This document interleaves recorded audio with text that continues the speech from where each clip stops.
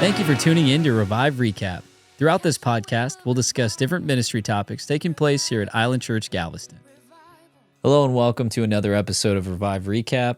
My name is Josh Pan. I'm here with Breland Martin.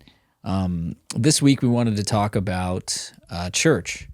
What is church? What does it mean to be planted at a church?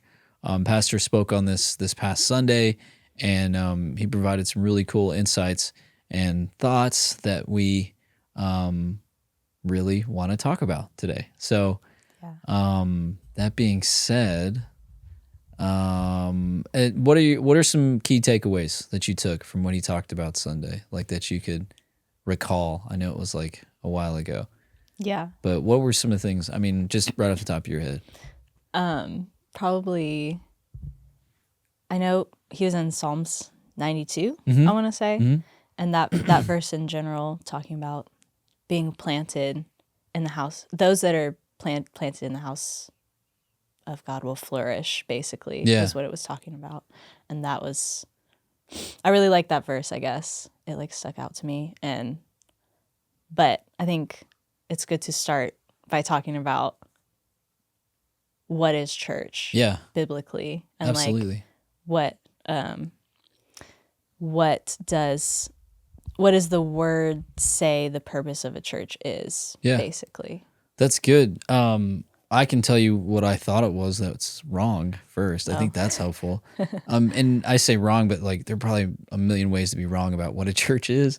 But in my eyes, because I didn't grow up in a church. I didn't grow up in that environment. I knew people that went to church that were Christians, right? Or I knew some that were Christians that didn't go to church, like that type of thing. So I didn't know the Lord till I was 19. And before then, most of what I absorbed about church was through movies, like TV, like things like that. And then also my experience with people who said they went to church. And so kind of formulating an opinion based off of, I guess, external things, actions, and things like that, which is so interesting because like I was so certain on what it was and I never stepped foot in one, which is crazy because, I mean, even we talked about it a little before this about how, you meet people and we were talking about how like, well, I serve God, I just don't go to church. It's not my thing. And it's like these opinions can form so strongly and yet be completely wrong. Yeah. And so I know for me, I thought church was, okay, it's a building. There's typically a cross on it. There's probably going to be some type of music now. And I don't know why, but I think religion has such a strong hold on the world. And not the world, but people in the world. Because,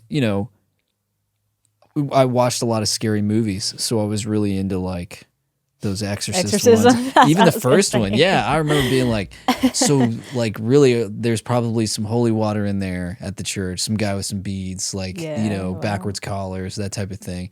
And so anyways, I know I'm kind of like veering, but I had all these opinions about what church was. And the biggest thing I thought was, it's just a place where people gather and talk about God. And or someone will talk about God and everyone will listen. And so it was never enticing to me because that's really all I thought. I thought it was a seminar every Sunday and Wednesday. And we don't know about the Spirit and things like that, or at least I didn't. And so I think in my opinion, well, not my opinion, but from a biblical perspective, a church is just like Pastor talked about, a place where people are meant to flourish. But in order to flourish, there has to be nourishment, there has to be pruning, there has to be, and we're speaking with the same metaphor along the lines of like, fruit or plants or things like that. There has to be some type of refining going on. And it's not just going there and feeling good about yourself. It's meant to challenge you. And also it's meant to, as a believer, it's really meant to confirm collectively what God is telling you individually. And collectively, I mean with other fellow believers and things like that. And so one of the things that he spoke about was about how church is organic versus corporate. And the only reason I'm okay with talking about this now is because he said it from the pulpit. So, but like, there's a lot of things he said that may challenge people that think they're going to an organic church, when in reality it may be corporate in structure. Yeah. And so, I don't know, did you want to chime in or no? One thing I do think is interesting, it's kind of in a different direction, but I don't think we should go that direction necessarily. Sure. It's just thought too, because what you're talking about, the only perception that you had of church was like through movies and then like Christian people that you knew. So how much more should that, like, I think we have to realize that to other people, the only perception that they have of what church is through movies and us. Whoa. So how much more is our witness like important? Because obviously, I mean, I know you had some people in your life eventually who talked to you about God, and, you know, eventually you ended up going to a church yourself, like stuff like that. But it took somebody, you know, being that witness to you.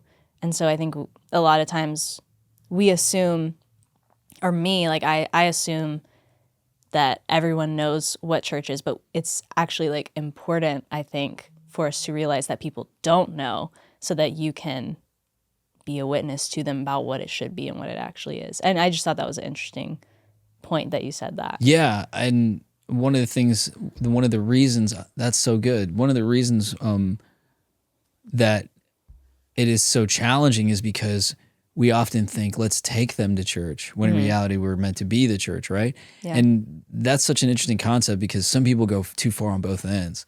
Well, we should be the church, so I'm never going to church. Or I go to church. What do you mean? I bring them to church. I am, yes, a part of the church, but what do you mean be the church? So there's a middle ground where, like, and you mentioned there were people in my lives. I can think of one in particular, and she represented God so much that I couldn't argue it. Mm-hmm. And so I wanted to go to church because of, like, okay, like, because I would refute, I would fight, like I would make believers around me try and question what they believed, because I was just so against it. And a lot of times people just were shook, and they just, you know, but there were some individuals, like this person in particular, where it didn't faze her. Like and it's not that she was, you know, intellectual or things like that. She just carried God's presence. And I remember being like, man, this is crazy. Like this attitude, this posture, the way she carries herself, right? To where I couldn't refute it. And, you know, when I found the Lord, she was the very first person I went to. And I was like, I know who God is. Like and yet I still hadn't stepped foot in a church yet. So, in bringing up that point, that kind of came to mind as well. I was just kind of thinking of it from the other side of your perspective. Like, we have to realize everywhere that we're going, the people we're talking to, like, we are representing the church, and we might be the only perspective someone gets, you know, on the church for a while. So we have to, I don't know. No, yeah. Like, I mean, I talk about this a lot, and it's kind of harsh, but I mean, when I used to, you know, do a bunch of things, and by things I don't mean good things or godly things, but I mean a bunch of my dealers were Christians, and so I thought, like, what's the point? Like, why would I? Yeah. You know, I didn't see a change. I didn't see a difference. I just saw, oh, that's cool that you're interested in that, but it has no hold in your life. Like, it has no impact.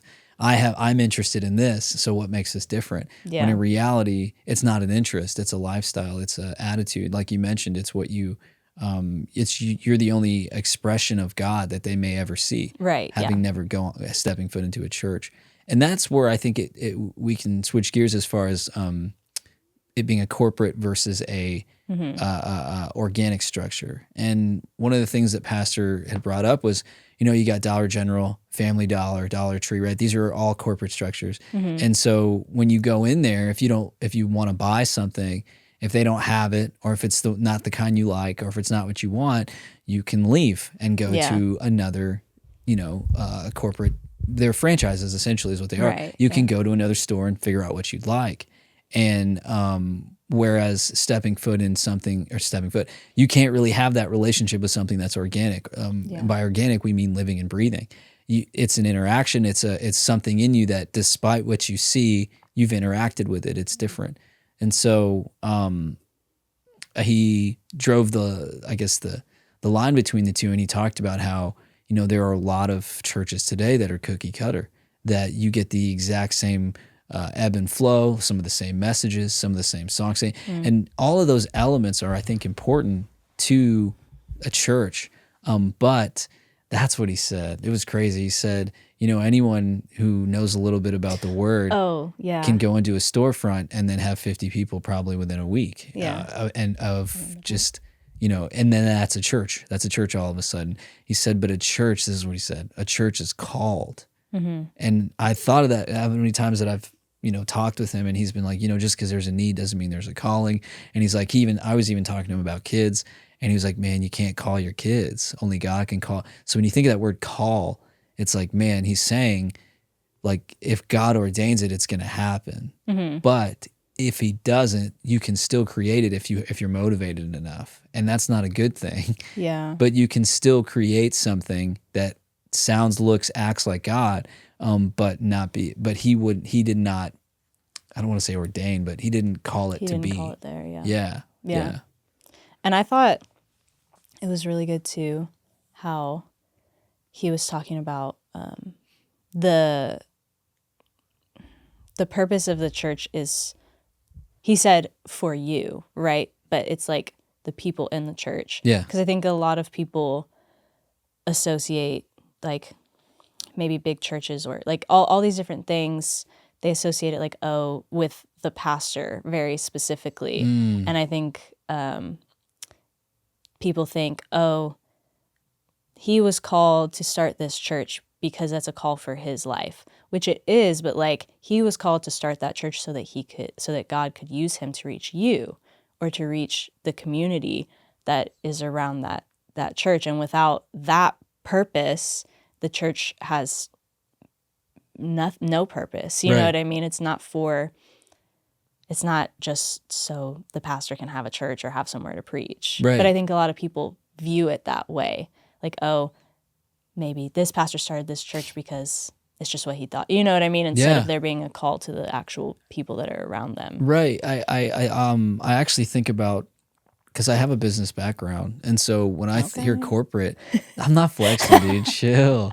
Oh, come on. Business background. I'm sorry. That's where I got my bachelor's in finance. Everyone, isn't that really cool of me? Anyways, is so cool. I don't even use that junk. So all I'm saying is, when I think of that, I always think of like my leadership classes, management classes, hierarchical structure, the way it's corporately structured. Yeah. What you're talking about is, and I'm going to shift over into the corporate side, because that's not, I like thinking, at least the way sometimes my mind works, is like, okay, this is what God wants. What does he not want? So I can avoid that as well. Stay away from that. Right. Yeah. And so when you think of a church, and tell me if this sounds familiar, you have a lead pastor, then you have, directors and things like that. But then you have department heads of each entity, right? Like a, info center, or like kids ministry, and then like outreach or whatever, right?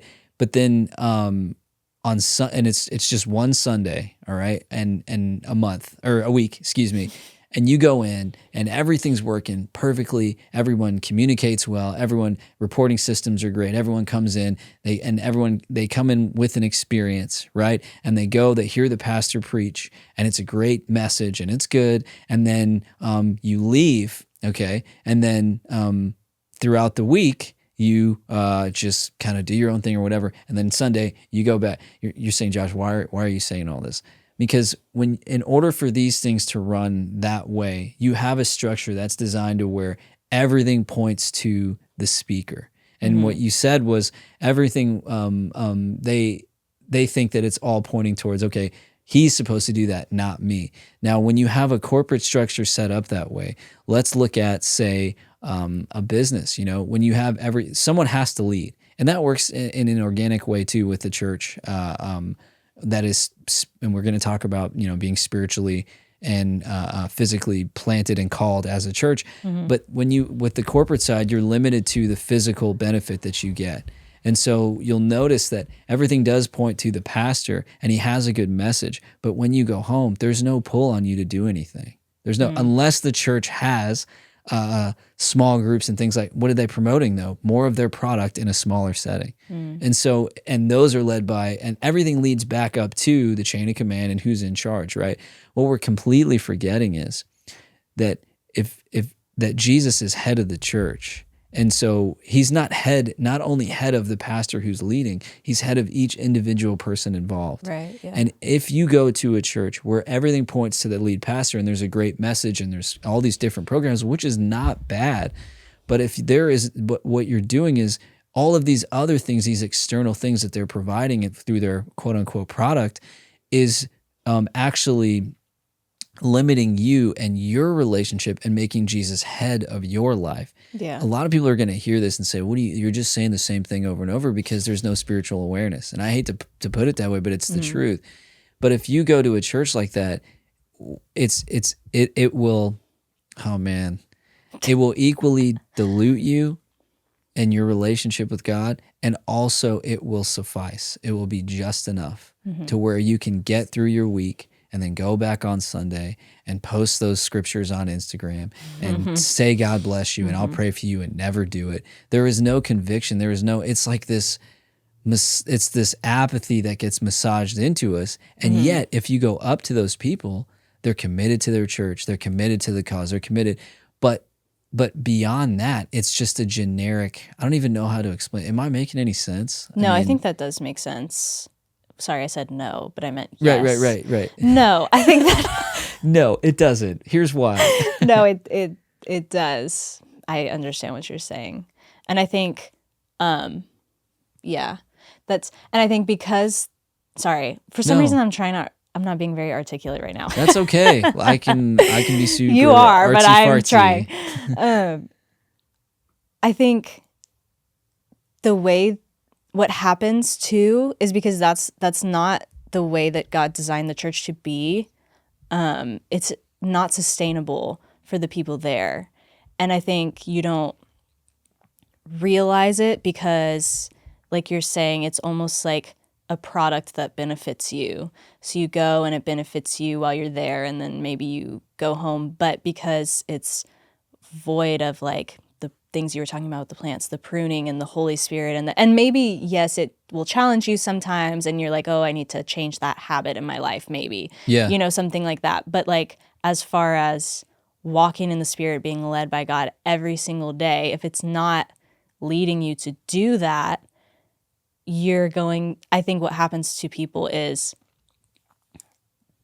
it doesn't grow them pretty much. And so you find yourself, you don't realize it maybe until like a year later, 2 years later, after you feel like you've been there for so long, but you're dealing with the same issues that you've been dealing with maybe 2 years ago, that you are like, wait, but I changed. I go to church on Sundays now. I'm supposed to like be better now. Right. And I'm going on Sunday, and on Sunday it sounds so good, and then I like go home, but like I'm still dealing with the same issues that I've been dealing with for a year. So that's what I mean when I say it's not sustainable. It's not sustainable for growth, I guess, is what I'm trying or change to say. Yeah, because or impact in your life. That's not the way that God hasn't designed it to be a product that sounds great on Sundays and feels good to your emotions and your soul, and then you go home and you don't think about God for the rest of the week, and it's like that nagging feeling when you have homework. You're like, I feel like I have something I need to do. Oh yeah, I forgot to read my Bible today. Right.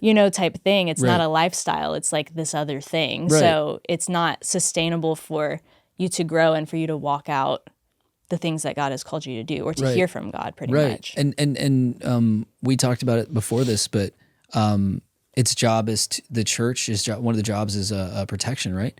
Right.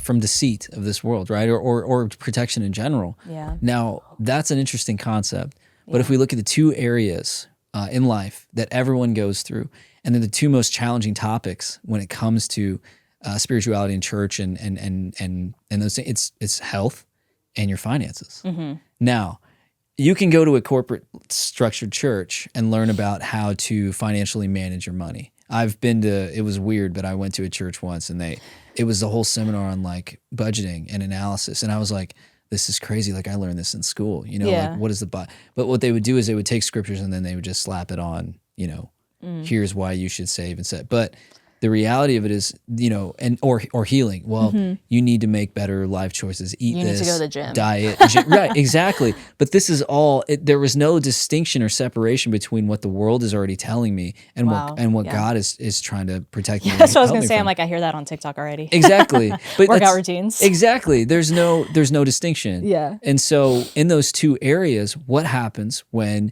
there's a lump in your belly and you go to the doctor and they tell you it's a tumor, and you have to quote unquote believe God?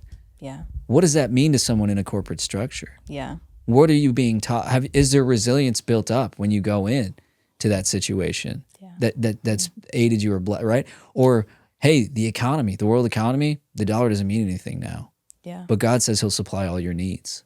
Yeah. What does a corporate structure church have in place for that? Yeah. And I hate saying this because it makes me feel like I'm picking people out or whatever. But the reality of it is, when you go, let's shift over to the organic side, right? Yeah. If church is supposed to be living, breathing, it's supposed to be Jesus. I mean, He Himself says, to Paul on the road to Damascus, He's like, hey, right. why are you persecuting me? And Jesus, like, I imagine Paul, I mean, it's not said in the scriptures, but in my mind, I'm like, what do you mean you? Like, you're the Lord. Like, what do you mean? I'm persecuting people.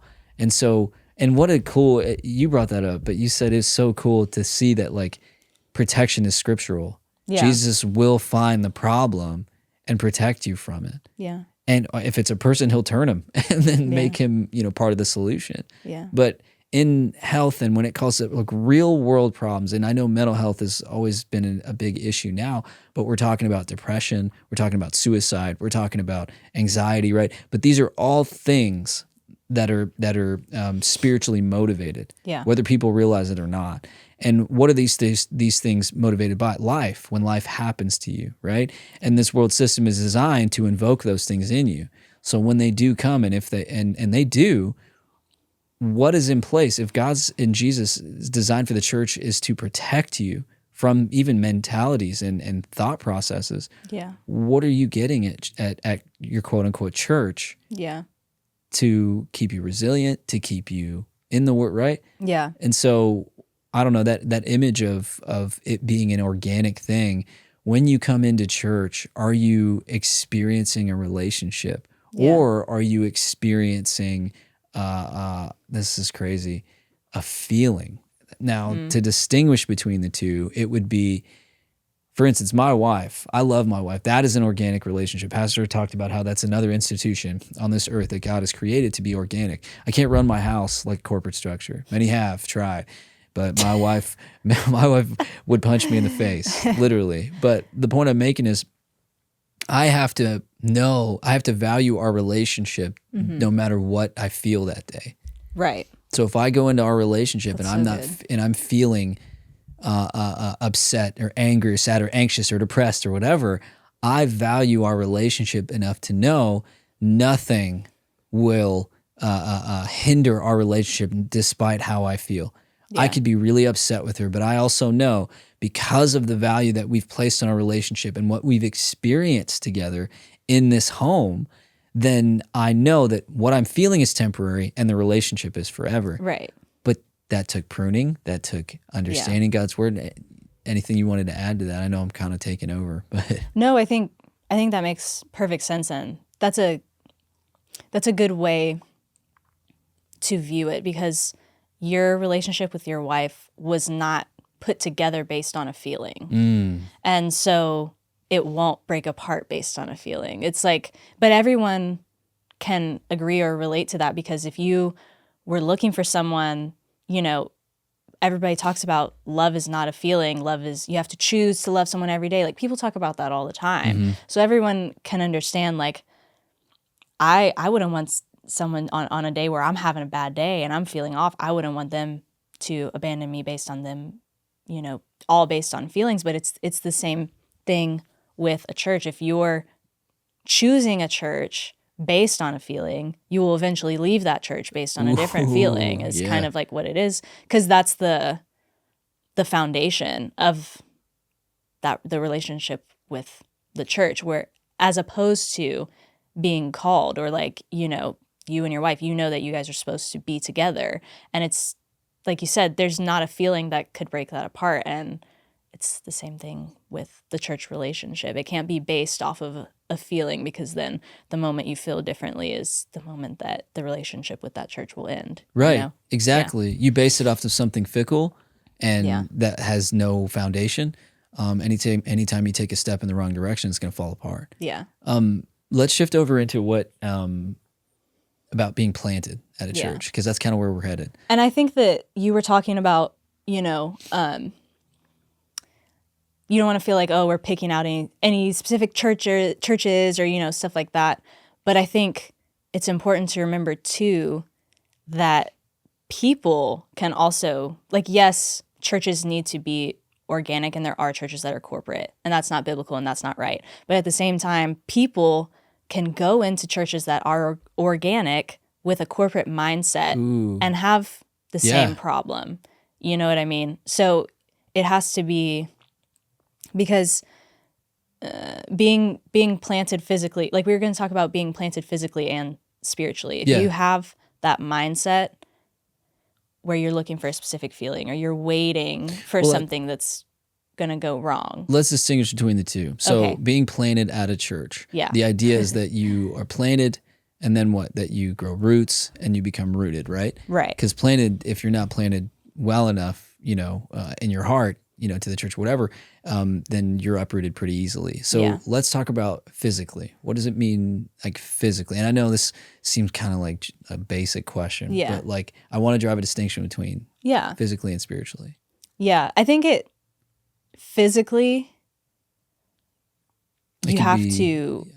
Well, I was going to say, do you think physically it would, like, I cut you off right when you were about to talk about it, but like physically being like more emotional, like it's close to my house. It's they got a good kids program. Yeah. My wife and I enjoy it. I see like what it's you're saying. like like based off, when I say physically, tie it to soulish as well. I see what you're saying. There are attributes of a church, even organic churches that are operating correctly, that may entice you. Yeah. Yeah. And I wasn't thinking of it that way. So that's funny. Tell me how you were thinking of it. Because no, I don't want to give you a point. We don't think the same on purpose. I was, like, when I'm thinking of physically being planted somewhere, I'm thinking of like, where are you going? You have to, like I was talking about earlier, you have to seek God on your own and be like, okay, God, these are the physical things I know are supposed to be in a biblical church. You know, I'm obviously, if I'm reading the Bible and I know what's in the Bible, I'm not going to start going to a church that's doing things outside of that. Yeah, that's you good. know what I mean? Like, so first you physically have to, you know, talk to God, and then God will tell you, like you talk about how you searched online for specific things. You came into this church and you knew, and God spoke to you and said, yeah, this is where I'm calling you to go. That's true. I did that. You know what I mean? And so that's a very, like, that's the physical, like, you had to pray. There's physical things that you have to seek out, because if not, you're just going to bounce around and roll around and be like, I liked this here and I liked this there. And then you're not planted anywhere. I love what you said about how those physical things, the things that I looked for, were rooted in God anyways. Yeah. So the idea is that there are also things that exist that aren't rooted in the things that God wants you to have. Oh, yeah. But it takes personal time with him, right? To know what you even want. Yeah. That's good. Sorry, keep going. No, yeah. Yeah. And so that's what I was thinking about. I mean, I think they're tied together, like the being physically planted and spiritually planted. But even in the sense that, like, I guess there is kind of a line, but the way that you are involved physically in the church you're planted in needs, like, if you're planted there, you should be going to service. Right. Which is funny to say, but... You know? They're like, oh, that's my church. And then I'm like, I've only see you once every couple of months. Right. So, you know, to be physically planted somewhere, going to service, going to things that they have going on within the church, giving, tithing, to be physically planted. That's a fun one. Serving. Yeah. You know what I mean? Eventually, I mean, yes, first you have to sit and you have to get to a place where, you know, you're ready to serve. I mean, I don't know, maybe you could serve when you first get in if it's something small. You can do whatever, probably. Yeah, but I get what you mean. Yeah, but there are physical things involved with being planted. But I guess the physical things are like kind of like the fruit of being spiritually planted, maybe. But to me, I think when you talk about being physically planted, it's those types of things. Like to say I'm planted at a church, but you don't go to service. Right. Like you're not planted there, or you know what I mean? And even tithe. Right. Because, and there's, man, we could go off on tithing because that's way more spiritual than it is physical. True. But it like, and that's another thing too, where that's between you and God. I mean, obviously the church may know, like, are their financial department. Yeah. Like they're, you know what I mean? Yeah. But the reality of it is that is a very personal spiritual decision. And, you got to be planted that way. And you talked a little bit about physical being motivated by the spiritual. Yeah. But another thing that I think that kind of came to mind for me was, when I came to the church, I just knew. And that's because I did have some sort of spiritual awareness. Now, there may be those that don't have any. And they come into an environment where it is organic, but they don't know how to define it. They're like, I don't know, something's just different. Like, I just really like this. Like, I don't. That's a good point. Because they don't know, right? Yeah. And it helps to have the other corporate things in place, supposedly. And I hate using the word corporate, but to have systems in place to where like a check-in system for your kid. And like, there are certain things that just make sense. But focusing only on that is detrimental, because here's the thing, like you mentioned, if there's something physical or something that brought you into the church that wasn't spiritual, it's very easy if essentially what we're talking about is if something ungodly brought you in, something ungodly will take you out because there's no God in it. Not to say that it's unrighteous or anything, there just wasn't God in it. Yeah. And so when we talk about spiritual, I remember when I came in, I just knew. And here's the thing, when you just know, and there are many other people like that at our church, many of them. And I say that because, and we didn't even talk about, the pastor, the spiritual role of a pastor, where nowadays everyone calls himself a pastor when they don't operate that way. That's a whole nother conversation. Yeah. But when you sit down, you hear the word, God speaks to you, there's confirmation, and you don't even know what that is yet. One of the benefits is like, oh man, we do not have enough time. But when I first came here too, think about praise and worship. There's the pageantry, the lights, the music, this. Some people do that so well, and God is not in it whatsoever. You can almost muster the same high energy at a concert, and mistake that for spirituality, high praise. Yeah. So I forgot who said it, but it was she said that there's a difference between high praise and high energy. Yeah. And one's from the natural, one is spiritual, but people who aren't spiritually inclined don't know the difference. Yeah. And so when you have the praise and worship set, then you have the pastor, and he's called by God to be a pastor. Everything lines up, and coming in uninitiated to you, you're just like, that was just awesome. That was really great. That was really good. But then it goes into, are you being taught the word at that church? Yeah. Because one of the things that I love that Pastor said from the very beginning that caught my attention was, you don't believe it because I'm telling you. You need to believe it because you read it in the word and you believe it. Yeah. He was like, don't believe a word I say. And I took that to heart. There were many things he said where I was like, I don't believe that. But I'm being for real, but I didn't quit there. And that's what irritates me. But I'll explain that process, and then we can close. But I was talking about how I wouldn't stop there. I wouldn't say that doesn't make sense and then just exit in my notes and then not go back home and look at it.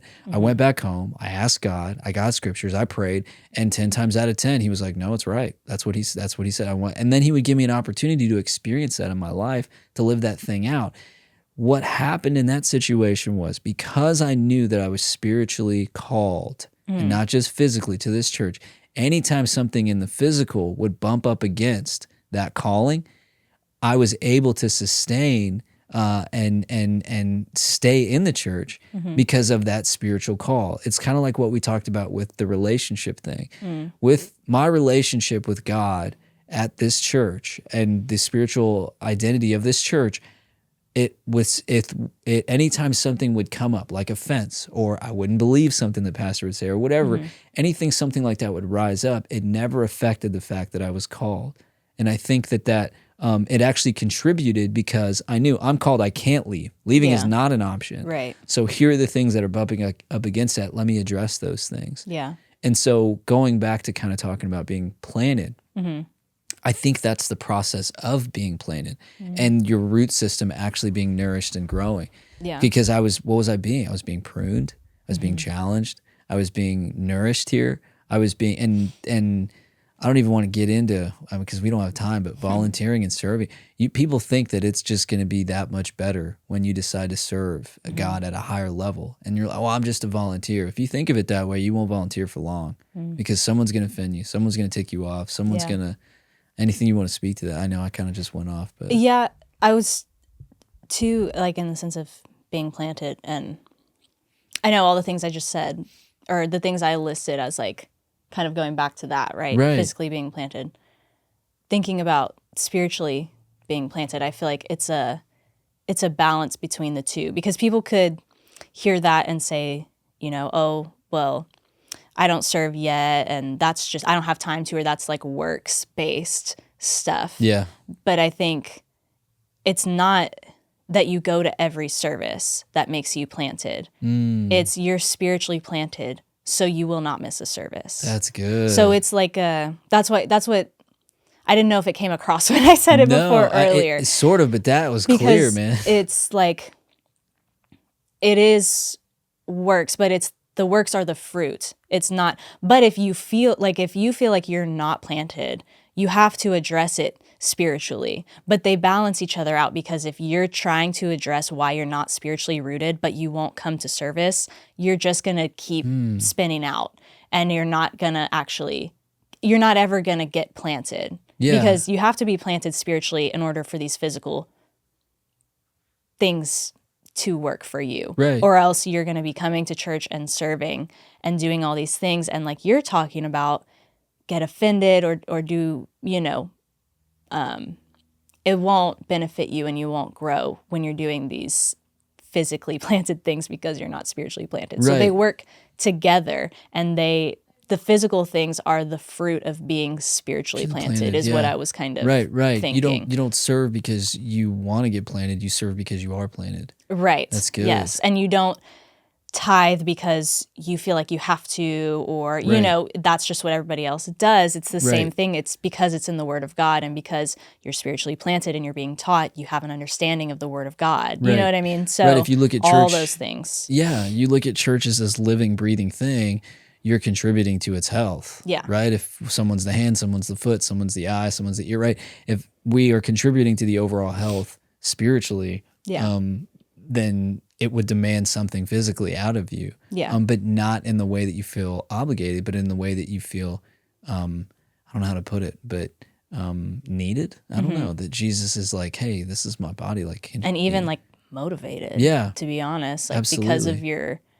Because you're spiritually planted, you feel the love for the body of Christ to serve the way that Jesus served us. You want to serve other people. You know what I mean? Absolutely. So, yeah. That was kind of back to being planted and talking about being spiritually planted, because I know I was like listening to all these things, but it's like those people can do those things and still not be planted. So they work together. It's like it's kind of like how people are like faith without works is dead, but works without faith are also dead. Right. You know what I mean? Exactly. So it works together kind of in the same way, where you need both. And if you want to grow in the church that you're called at, you have to make sure that you're spiritually planted there, because in the same way, a plant that you move from pot to pot to pot to pot can never take root. It will never grow. You're taking it out of its nourishment and making it start over every single time you put it in a new pot. So in order to grow at the church that God is calling you to, you need to make sure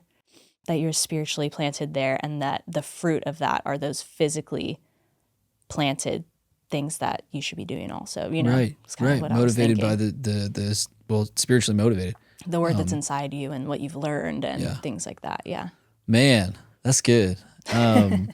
We could really go on about. I mean, really though, because it's such a good topic. But but we don't have time, so we will pick back up next episode. Thank you guys for tuning in. God bless you, and we'll see you next time. Whoa.